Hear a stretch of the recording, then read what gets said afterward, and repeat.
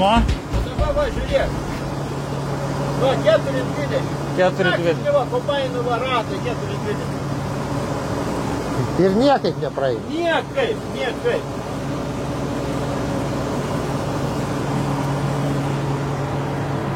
Nu ir va, galim parodyti. Va, dabar. Kiek? 4,20. Kiek tenais? 4,20. Čia, va, žiūrėk. 4,20. Nuo kelio. Šičia 3,75. Čia 3,75 m. Ir dar va tenais. Taip. Bet tai čia čiki 3,75. Galim, va, sėjamoji. Nu šitą irgi galim pamatuoti. Kiek? 3,90. Nu dabar sėjamoji.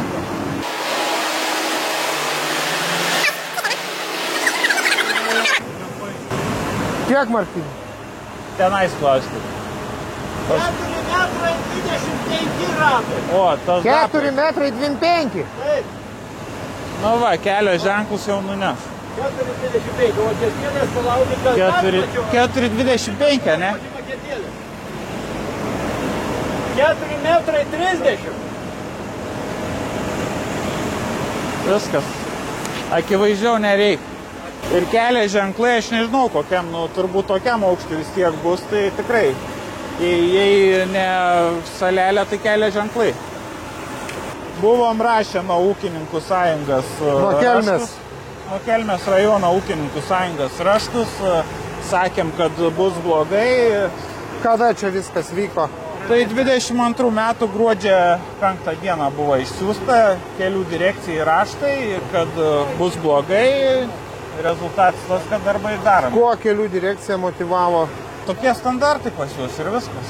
Bet juk yra ne kartą kreiptasi, aš atsimenu ir Meida Šabūnienė, visuomenininkė tokia kreipėsi dėl Raseinių rajone, Nu, tai Kauno rajone su susiaurinimu ir panašiai. Aš pats vakar važiavau nuo Betygalos link Šiluvos, susiaurinims kelią, vieną juostą iš 2 padaryta, tiltas matyt griūna, reikia apkrovą sumažinti, kad vienu kartu ne 2 transporto priemonės, o vieną, tai paėmė kelią, susiaurino ir viską. Tai visoje Lietuvoje čia ne tik su salelėm, bet su kitom inžinerinėm priemonėm. Kai tikslas yra įsisavinti lėšas, Vilnius turi tikslą įsisavinti lėšas, tai rezultatas praktikoje va toks, kad eiliniai gyventojai kenčia. Mes ne prieš saugumą, mes už saugumą, bet prots logiškumas visur turbūt.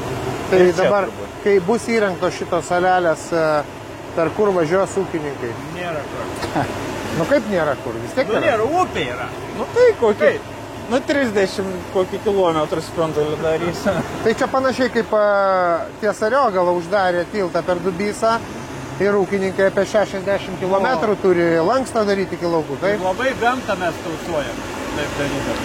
Pinigų netaupimas yra, kas liečia kelius.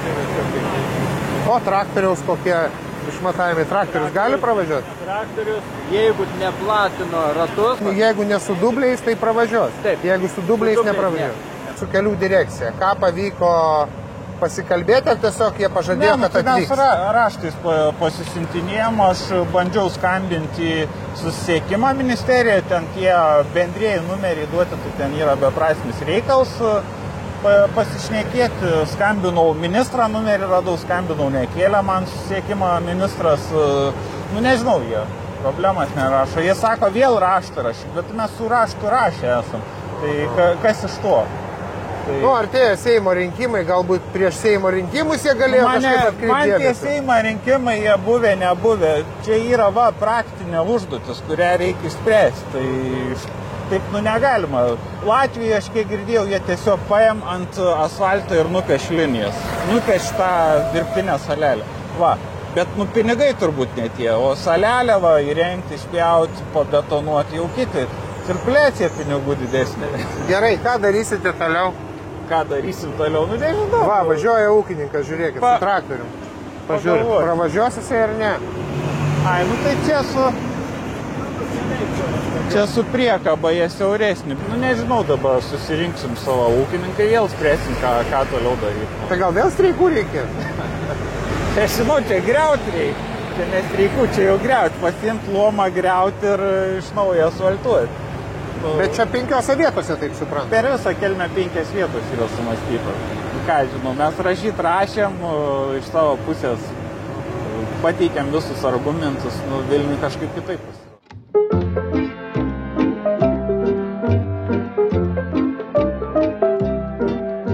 Komentuotumėt situaciją? Aš iš principo nelabai galiu. O kodėl jūs bijot komentuoti? Aš nebijau komentuoti, bet... O kodėl iš principo nenorit komentuoti? Nėra tokio, kad principo ar ne principo reikalas, tik tiek, kad mes esam ne kelio savininkai, mes esam tik tais rangovai. O tai kaip jūs kaip rangovai taip suprojektavo celelės, kad žmonės nepravažiuoja? Apie tai negaliu jums pakomentuoti. Kodėl negali, taigi jūs projektavot? Konkrečiai ne aš projektavau, negaliu pasakyti. pasakyti. Ne jūs konkrečiai, jūs dirbote įmonėje, kuri samdė projektuotojus, kurie projektavo, tai pakomentuokit, kaip čia gaunasi. Taip, kad jūs netkreipėte dėmesį iš vis į žemdirbių interesus. Pasižiūrėkit, nepravažiuoja kombainai. Aš siūlyčiau sulaukti kelio savininko atstovo, kuris turėtų neužilgo atvyktis, galbūt galės plačiau pakomentuoti šitą situaciją. Iš esmės mes atvykom iš kelių priežiūros į šitą situaciją, susitikti su ūkininkais, kad pamatyti iš tikrųjų, kokios tos problemos kyla ir kad galėtumėm tas mintis perduoti užsakovui. Ką matot dabar, sakykim, kokia situacija? Tai situacija, aš dabar ką tik atvykau, negaliu įvertinti, labai įdomu nueiti pasižiūrėti, kokie čia pločiai bus ir kaip čia bus. Kaip kelių priežiūra, tarkim, nebūtinai šitas kelias. Raseinių rajone, Kauno rajone, daugybė yra susiaurinimų, kur realiai nepravažiuoja kombainai. Kaip jūs šitą galite pakomentuoti, kad tai yra ne pirmas atvejis ir ne antras Lietuvoje? Na, nežinau, dėl tų susiaurinimų kelių, dėl to, kad nepravažiuotų kažkur, tai lyg ir tokios situacijos, neteko dar susidurti, tai konkrečiai, kad jau tikrai niekur netilptų. Norit, aš jums parodysiu video dabar, kaip ūkininkas nufilmavęs, kad negali pravažiuoti pro tiltuką, nes uždėjo atitvarus taip, kad net traktorius nepravažiuoja. Ar parodyti? Kažkokia tai avarinė situacija, greičiausiai žinau, apie kurius. Kažkur giliam Lietuvos kaime, tam ko reikia. Tai matomai, kad visi mes tam ir susirinkom, kad tokius klausimus galėtumėm spręsti, kad visiems būtų gerai. Visiems gerai, išskyrus ūkinį. Tai gal pakomentuosiu. Aš žinokit, negaliu neįgaliotas. Neįgaliotas. O tai ko jūs atvažiavote čia tada? Tai pasižiūrėti, vertinti, kaip visą situaciją. Galim, sakant, taip pamatuoti ir vertinti tada gyvai. Ir esate Lietuvos automobilių kelių direkcijos? Via Lietuva kelių statybos projektų vadovas. Nu va, taip kaip jūs priprojektavot, pasižiūrėkit. Agniau.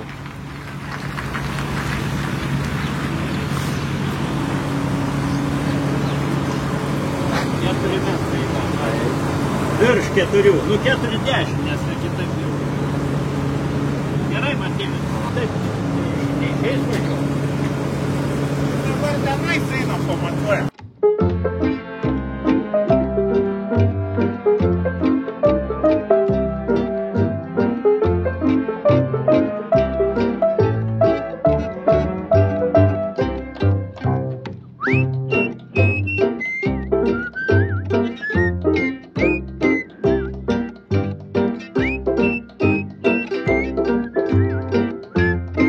Labą dieną, esu Ričardas Vaičiulis, Kelmės rajono ūkininkas.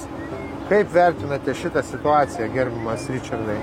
Čia mažų mažiausiai mūsų kaip ūkininkų diskriminacija, pasityčiojimas ir kaip va dabar pamačiau ant lentelės, sakyčiau, baisulinis pinigų praplovimas. 125 000 toks projektėlis. Siaubas. Jeigu neatsižvelgs į ūkininkų reikalavimus, prašymus šiuo atveju. Ką darys Kelmės rajono ūkininkai? Gausim važiuot, taip liaudiškai tariant, šunkeliais aplinkui ir ten tada pradėsim važiuoti visi. Kils gyventojų nepasitenkinimas, nes ten yra toks nedidelis palyginus kelias, žvyrkeliukas ir kai pradėsim važiuoti su sunkiasvorė technika, iš to keliuko nieko neliks. Ir mum ten jau tam keliukė bus prasilenkti neįmanoma. Sakykit, kiek maždaug ūkininkų paliečia šitie susiaurinimai?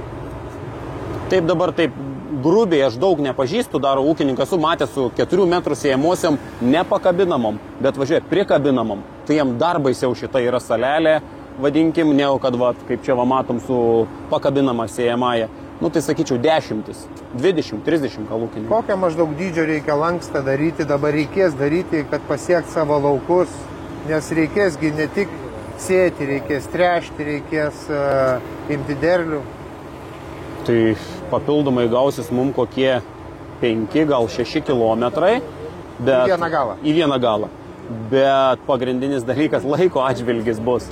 Mum ten įveiktos siaurus dobėtus keliukus, tai yra, gaišatis. Sakyčiau, papildomą valandą gal kokį apvažiuoti. Tai vėl dar bus planuoti anksčiau, išvažiuoti anksčiau. Visur gaišatis. Mes norim dirbti efektyviau, bet neišeina. Ką perduotumėt Lietuvos žemdirbiams, kurie galbūt susidurs su panašiom situacijom?